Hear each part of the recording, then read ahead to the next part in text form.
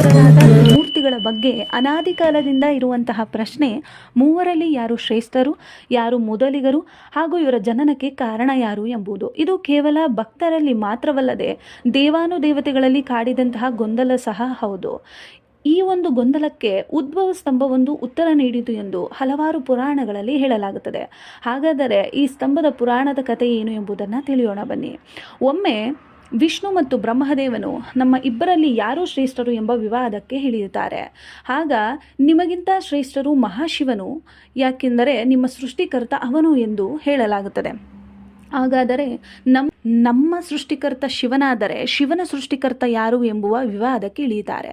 ಆಗ ಒಂದು ಉದ್ಭವ ಸ್ತಂಭ, ನಿಮ್ಮ ಇಬ್ಬರಲ್ಲಿ ಯಾರು ಶ್ರೇಷ್ಠರು ಎಂಬುದನ್ನು ತಿಳಿಯಬೇಕಾದರೆ ನನ್ನ ಆದಿ ಮತ್ತು ಅಂತ್ಯವನ್ನು ತಲುಪಿರಿ ಎಂದು ಹೇಳಲಾಗುತ್ತೆ.